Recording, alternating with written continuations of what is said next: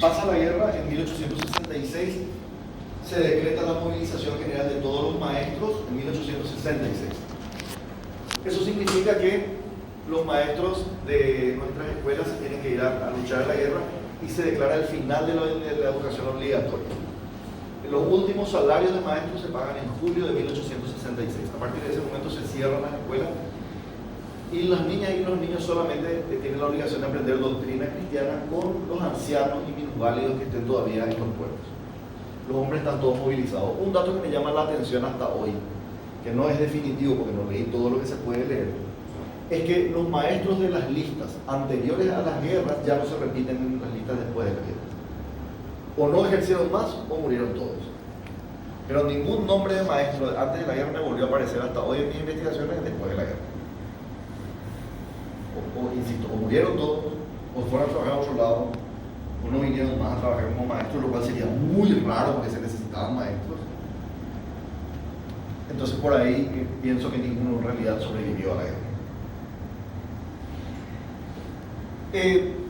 Al final de la guerra había un 85% de analfabetismo, solamente un 15% de los habitantes sabía leer y escribir, el resto obviamente eran niños y mujeres, en su mayoría que no, ya vimos, no pasaron por la escuela, porque estas escuelas para niñas que trajo Carlos Antonio López eran para las niñas de la élite, no eran para las niñas en general, no era, y no está mal dicha la palabra común porque se llamaba educación común, ¿verdad? Lo común era el ciudadano, no con el sentido que dice hoy la eminencia filosófica del señor Carlos Portillo, sino en otro sentido.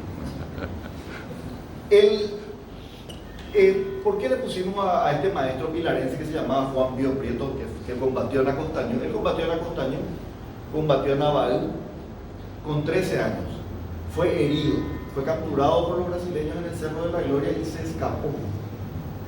De ahí vino otra vez hasta Pilar, al final de la guerra es el asistente del juez de paz, porque era uno de los pocos que sabía escribir, termina su escuela primaria, va a Asunción y hace la secundaria libre, era celador del Colegio Nacional de la capital, era bibliotecario del Colegio Nacional y entonces cursaba libre sus estudios porque uno podía cursar libremente, o sea, solo rendía los exámenes.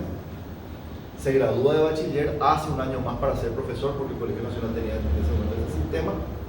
Vuelve a Ñembucú, es maestro rural de la escuela de Xlombu, es profesor de la escuela de señoritas de Pilar, de la escuela de niñas de Pilar, es profesor de literatura y geografía del Colegio Nacional de Pilar, hace mucho por la educación de Ñembucú.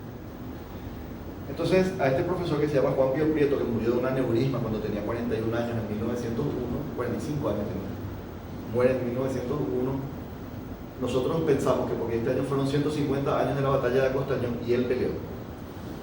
Y al final de la guerra se dedica a la reconstrucción del país desde la educación. Y cuando él murió en 1901, todos los diarios hablaron de él, es un personaje perdido de la educación paraguaya. Entonces recuperamos su figura y pensamos que era el modelo ideal para que la promoción de este año lleve su nombre. Y así fue, la promoción de este año va a llevar el nombre Maestro Juan Pío Prieto, mártires de Acostaño y heroína de Pilierú. Él es la figura que nosotros encontramos para eso, porque refleja ese Paraguay que dio todo en batalla hasta sus niños y después el Paraguay reconstruido con el esfuerzo de sus educadores.